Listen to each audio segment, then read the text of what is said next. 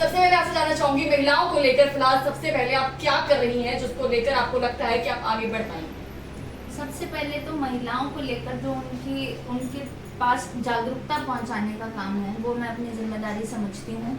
जब मैं बाहर अपने प्रदेश से बाहर जो घटनाएं घट रही थी उन्हीं के बारे में मैं सोच रही थी कि मैं क्या कदम उठाऊं। उसी टाइम मुझे अपने क्षेत्र की घटनाओं के बारे में पता चला कि 14-15 अगस्त पे हमारे क्षेत्र में नीलगेट एरिया में, रायपुर में, मिर्जापुर में क्या क्या घटनाएं घटी हैं। उसके लिए हमने सबसे पहले तो जाकर प्रशासन से आश्वासन लिया है कि वो हमें सिक्योरिटी देंगे, सुरक्षा देंगे, और साथ ही उधर जितनी लेडीज हैं उनको भी मैंने सेल्फ डिफेंस के लिए और आगे कैसे बढ़ना है, कैसे आवाज़ उठानी है, कैसे उनके क्या हक हैं, क्या कर्तव्य हैं, क्या अधिकार है उन तक पहुँचाए हैं, उनको बताए हैं ताकि वो अपने आप को बेचारा महसूस ना करें। दूसरा, हमने अपनी रणनीति तैयार कर रखी है जिसमें महिला सुरक्षा, महिला रोजगार, महिला मोबिलिटी मतलब इधर से उधर वो कैसे जा सकते हैं अगर उनके पास साधन नहीं है।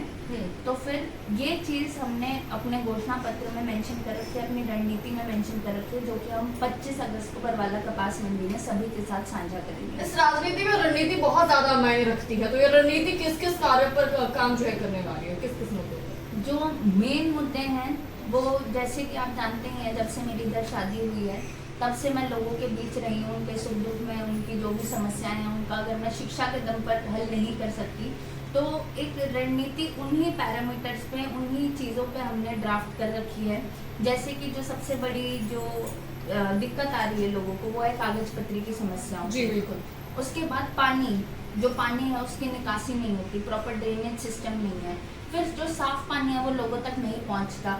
इसी के साथ साथ जो महिलाएं हैं वो सुरक्षित फील नहीं करती, वो पढ़ने के लिए आगे नहीं जा पाती, उनके लिए कौशल विकास के लिए कोई साधन नहीं है, वो पैरों पे खड़ी नहीं हो पाती, और अगर हो भी जाएं तो फिर जो उनके हक हैं, कानून है, वो उनको पता नहीं होते।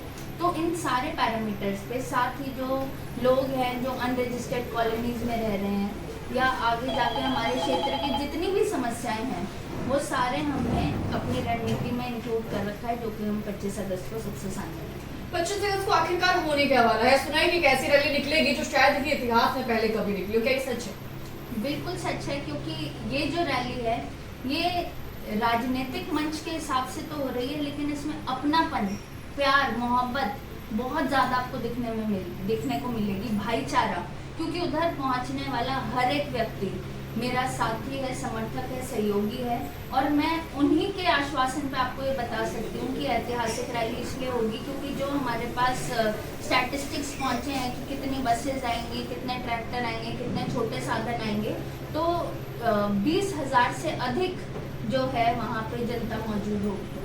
अब चर्चाएं चल ही रही है तो कुछ लोगों ने एक सवाल भी किया है, वो पूछते हैं कि संजना साथरोड जी कौन सी पार्टी से जो है आगे आने वाली हैं, तो क्या कुछ उम्मीद नजर आती है? कौन सी पार्टी आपको लगता है कि आपके लिए ठीक रहेगी? तो इस सवाल का जो जवाब है वो ये है कि आपको उम्मीद संजना साथरोड से है और वो उम्मीद पर खरी उतरेगी, क्योंकि आपका जो आश्वासन है, आपका जो आशीर्वाद है, आपका जो प्यार है वो आपने संजना साथरोड को दिया है और वो 100% चुनाव लड़ेगी। और रही बात पार्टी की, हाँ हमने फॉर्म भरा है अपने बुजुर्गों के कहने पर, अगर पार्टी को काबिलियत दिखती है। कौन सी पार्टी, नाम जानना चाहते हैं?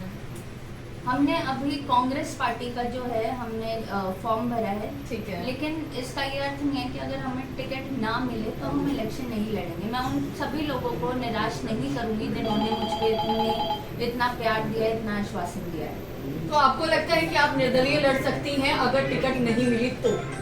100%। चलिए, आम जनता का प्यार कितना मिला? कहाँ कहाँ अभी तक आप जाकर आइए बरवाला हल्के? पूरे बरवाला हल्के में हम सभी वार्ड में, साथ ही सभी गांव में इतनी बार जा चुके हैं कि हम उसकी गिनती नहीं रख सकते। और साथ ही जब हम राजनीति में आए थे तो हमने धरनों पे जाना शुरू किया था, क्योंकि मैं समाज सेवी हमेशा से ही रही हूँ। बिल्कुल। तो जब मैंने देखा कि मजदूर, किसान, कलाकार, फौजी, टीचर्स, पार्षद सभी लोग तो धरने पे बैठे हैं, तब काम कैसे मजबूती से और जल्द से जल्द कराया जाए, तभी हमने राजनीति में आने का सोचा था। और मुझे ऐसा लगता है अगर काबिलियत हो, जुनून हो और किसी भी चीज को शिद्दत से चाहो तो पूरी कायनात उसको तुम्हें मिलाने की साजिश करती है। संजना जी, आपने काम बहुत सारे गिना दिए, लेकिन उम्मीद क्या है, आप कर पाएंगी, उन पर खड़ी उतरेंगी? क्या लगता है आपको? 100%, क्योंकि अगर किसी चीज को करने का जुनून हो, अगर किसी चीज को करने की काबिलियत हो, अगर आपको प्रॉपर प्रोसीजर पता हो, अगर आपको अपने हक कर्तव्य पता हो, तो फिर आप बहुत आसानी से वो चीजें कर सकते हैं जी। और मेरा मानना ये है कि अगर हम एमएलए का चुनाव करते हैं तो हम प्रतिनिधि का चुनाव करते हैं जो हमारे लिए आवाज उठाएगा, हम तक हमारे जो भी सुख सुविधाएं हैं, जो भी हमारे हक हैं, अधिकार हैं, हम तक पहुंचाएगा। तो उसकी मैं गारंटी लेती हूँ कि उसमें कहीं कमी नहीं आनी। इस रैली को लेकर कोई मैसेज आप डिलीवर करना चाहती हैं या कोई अपील जो आम जनता से आप करना चाहती हैं? मैं आप सभी के माध्यम से ये अपील करना चाहती हूँ कि ये जो रैली है ये सिर्फ संजना सात रोड की नहीं, ये पूरे बरवाला क्षेत्र की रैली है।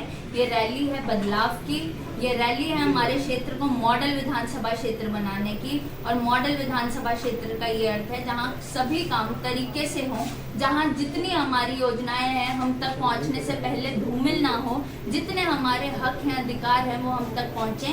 तो इस सोच में ये जो मेरा जुनून है अपने क्षेत्र को लेकर, उसमें आप अपनी आहुति जरूर डालें और 25 अगस्त को बरवाला कपास मंडी सुबह 10 बजे भारी बहुमत में जरूर पहुंचे। क्या आप लोग चाहते